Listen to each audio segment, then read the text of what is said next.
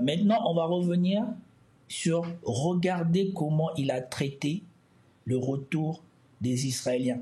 Et moi, j'avais laissé cette séquence parce que je voulais voir s'il fera un édito pour le retour des Palestiniens. Or, il n'y a pas dit un mot sur le retour des Palestiniens. Tout ce qui était important, c'était le retour des Israéliens. Oui, pourquoi du Coran. Bon, je voulais qu'on voit ces deux séquences pour commencer. La séquence des otages avec cette extraordinaire image du transfert de Gaza jusqu'au camion de la Croix-Rouge. Alors, je pense évidemment à nos amis d'Europe 1 qui nous écoutent. Je vais essayer il y a beaucoup d'émotions dans ces images, donc évidemment il faudrait que nous nous taisions, mais puisque nous sommes... Regardez comment il en rajoute. Il y a beaucoup d'émotions dans ces images. Et moi, quand je vois les images, question qui va parler, dites-moi si vous avez déjà pas vu plus émotionnel que ça dans votre propre vie. Également sur l'antenne d'Europe 1. On va voir ces images et je pourrais vous les commenter. Vous les avez vues hier, elles sont extrêmement impressionnantes et Vincent Hervé va pouvoir nous les décoder. Sans doute la présence des militaires, pas des militaires d'ailleurs de Gaza, comment on peut dire, des terroristes de Gaza. Voilà. Écoutez bien la terminaison, le champ lexical qu'il choisit. Le Hamas, pour toutes les organisations internationaux, n'est pas une entité terroriste. C'est l'Union européenne et le sacro-saint Occident qui désignent le Hamas comme des terroristes. Ils ont déjà dit, le Hamas est dans une situation où c'est leur territoire qui est occupé par les Israéliens. Et les Israéliens occupent ces territoires de manière illégale. Le blocus dans lequel vivent Gaza au quotidien est illégal. Et donc, ils sont en résistance par rapport à un occupant illégal. The right of self-defense can be invoked when a state is threatened by another state, which is not the case. Israel has not claimed that that has been threatened by another state. It's been threatened by an armed group, qualify it the way you want, but it's an armed group within the occupied territory. Israel cannot claim the right of self-defense against a threat that emanates from the territory it occupies, from a territory that is kept under belligerent occupation. Not only this exists in the jurisprudence of the ICJ in general, it's also been said in the case of the occupied Palestinian territory. Quand c'était en France, ces gens-là, les résistants français, eux, on les applaudit. Mais par contre, quand c'est Gaza, il faut absolument qu'on les désigne de terroristes. Alors que, je rappelle encore une fois de plus, ces fameux gens qu'il traite de terroristes sont les gens dont les otages israéliens, à chaque fois qu'ils sont libérés, disent qu'ils ont été bien traités. Et bien sûr, quand ils vont déclarer ça, ils vont tout faire pour effacer toutes les traces de leur déclaration d'Internet. Et quelques semaines plus tard, après les avoir lavé le cerveau et bien mis la pression, ils reviendront vous dire qu'ils ont été torturés, ils ont été je ne sais pas quoi. Si vous ne me croyez pas, intéressez-vous plus à Michel Colomb qui a déjà montré cela.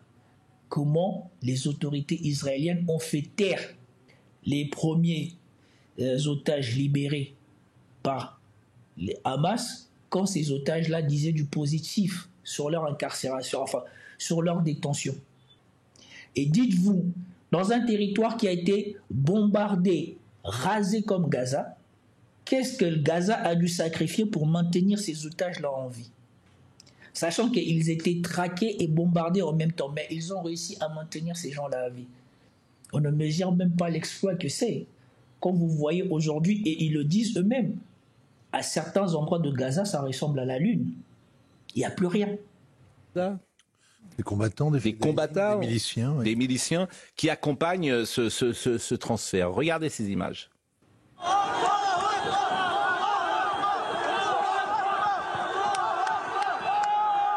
Et ces images passent mal sur YouTube.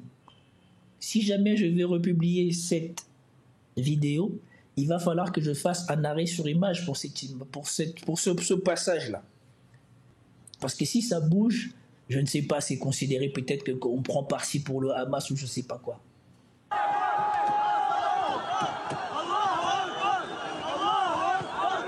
Ils sont cagoulés, ils ont un bandeau vert. Oui, avec une parade de Coran, normalement, autour de la tête.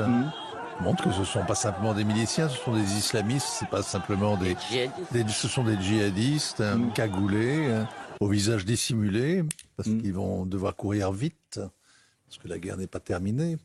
C'est une démonstration de force qui a été mise en scène par le Hamas, qui évidemment révèle à quel point... Et surtout, écoutez bien ce que dit Vincent Herwad ici.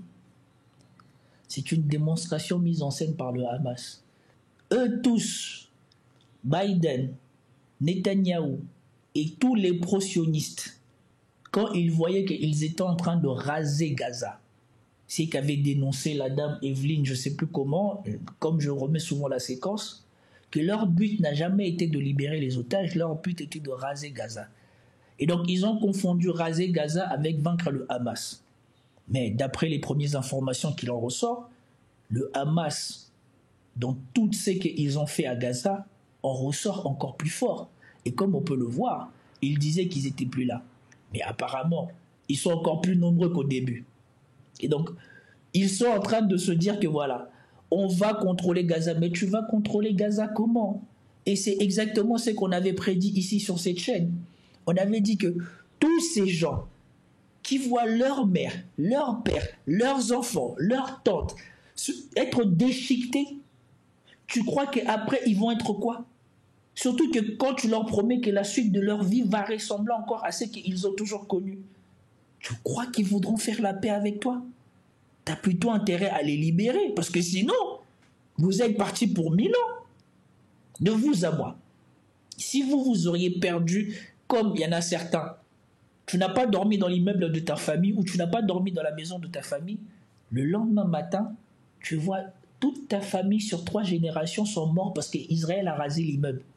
Dis-moi, quel autre intérêt tu as à vivre si ce n'est un jour à venger ta famille? Et vraiment, eux, ils pensaient que sur les 2 millions de Gaza, des personnes qui étaient dans Gaza, si on massacre tout le monde, on fait qu'au moins chaque famille a quelqu'un qui a perdu quelqu'un dans cette histoire, à la fin, ils seront moins nombreux. Démonstration faite, ils sont encore plus nombreux qu'avant.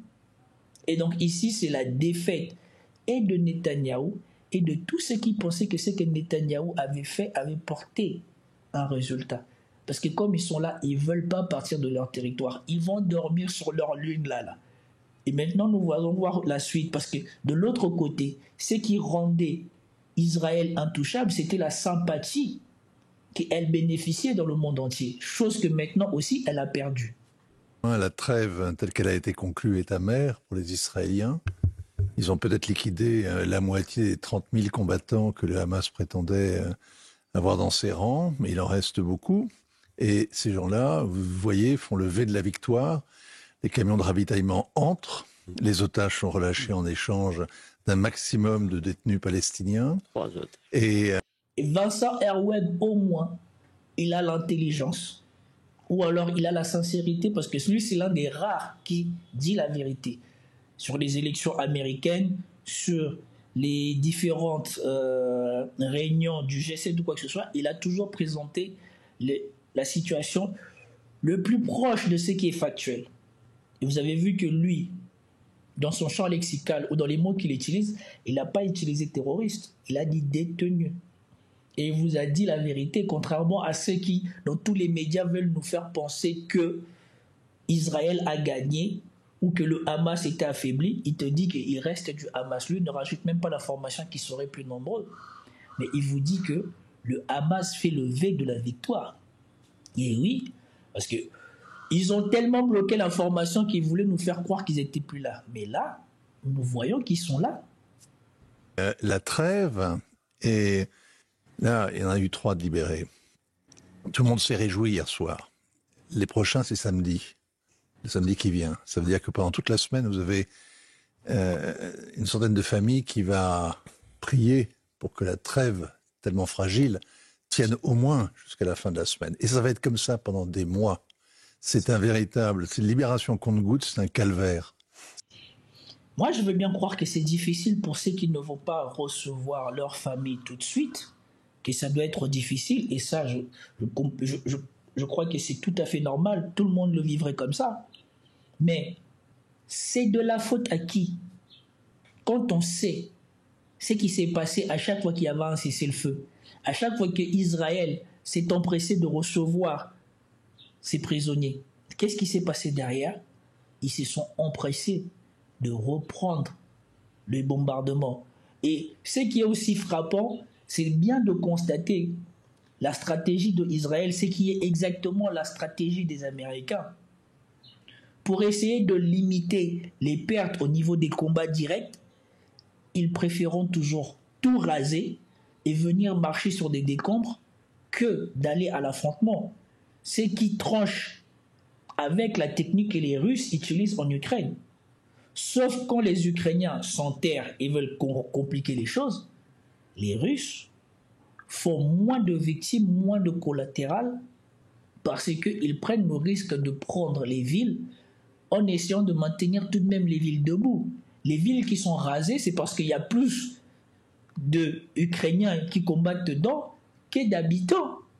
Mais, bien évidemment, ce sont les Russes, le diable, et eux qui évitent toute baston, ce sont les bons combattants, ce sont les armées morales ou moraux.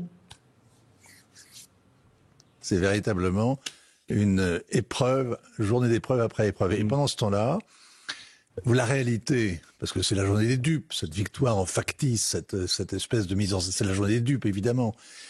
Parce que dans la réalité, les Palestiniens déplacés regagnent les camps qui ont été rasés. C'est Stalingrad en même temps. Il y a des coins de Gaza, ça ressemble vraiment à un paysage lunaire comme il y avait à Stalingrad après la bataille.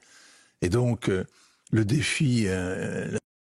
Et c'est ça que j'aime chez ce monsieur. Il vous dit la réalité de ce que les Gazaouis qui seront libérés et qui pensaient peut-être revoir le Gaza qu'ils connaissaient vont aller retrouver. Et pour beaucoup d'entre eux, peut-être, en arrivant, ils vont voir que là où habitait leur famille, il n'y a plus rien. Et on va leur apprendre que toute ta famille a été liquidée en une seule fois la nuit. Voilà donc quoi certains vont retourner. La vie des habitants reste extrêmement éprouvante pour une partie d'entre eux, et rien n'est réglé sur le plan politique. Rien. Alors, la deuxième séquence, d'ailleurs, sur les otages libérés, sur les otages... J'espère que la deuxième séquence va montrer comment il parle de la séquence soi-disant d'émotion des Israéliens.